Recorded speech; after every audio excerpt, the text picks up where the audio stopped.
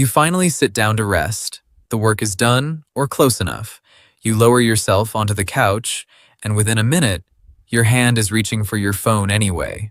Or your mind is already drafting tomorrow's to-do list.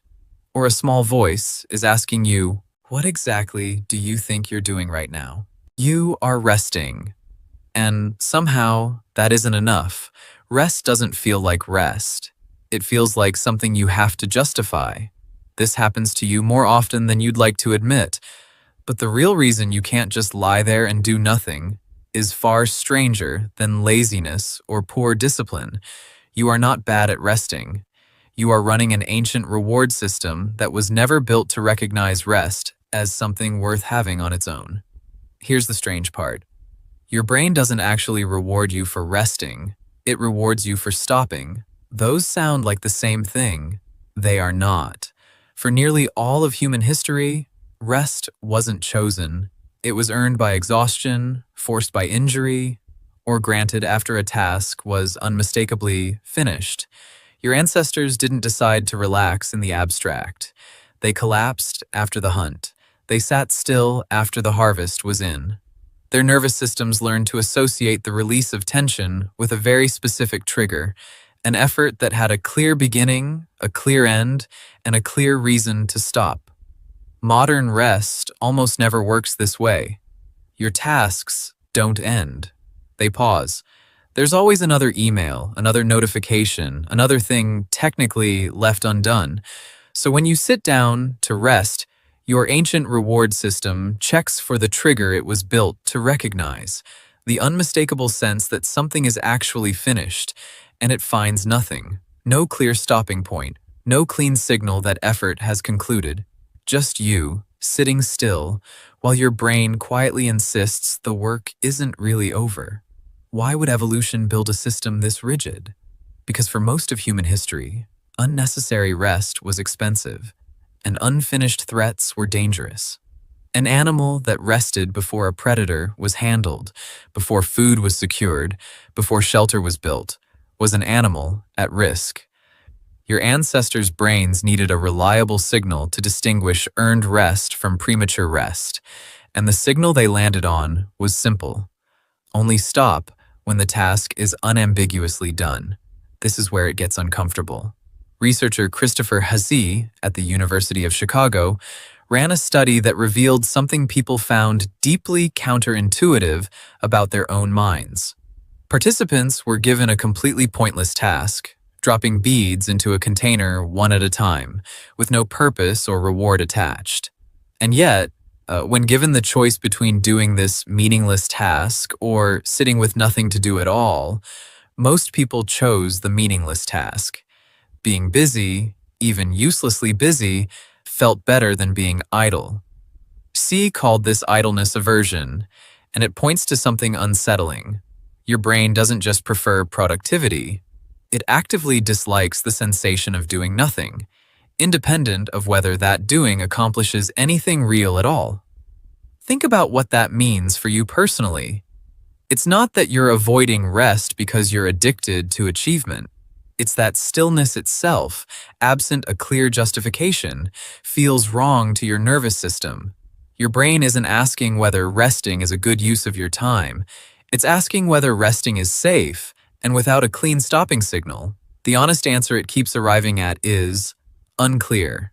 Here's where the story gets stranger still.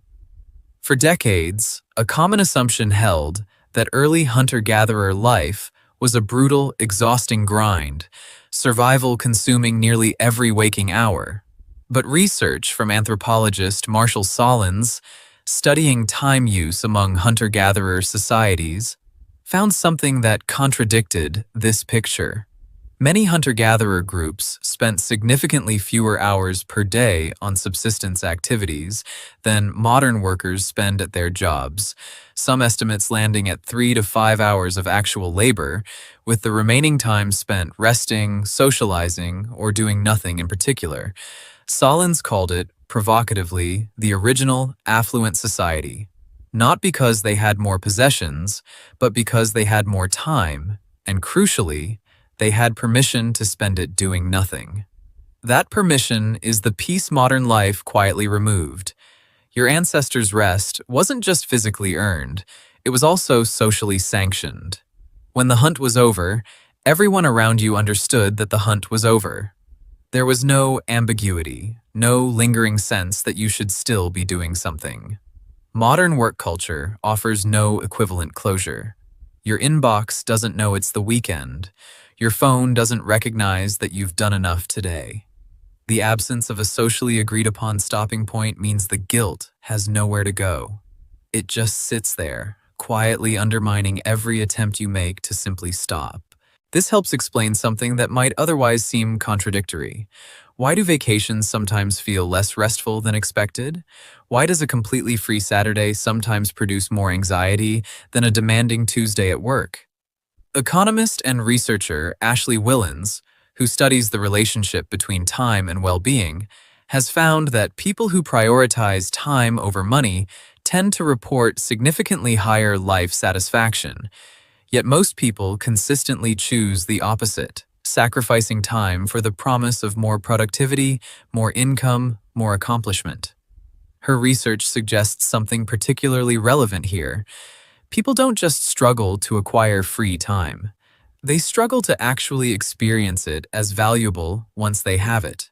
Unstructured time, without a clear task attached, often gets filled reflexively, not because the activity matters, but because filling it feels safer than sitting inside the discomfort of open, unaccounted for time.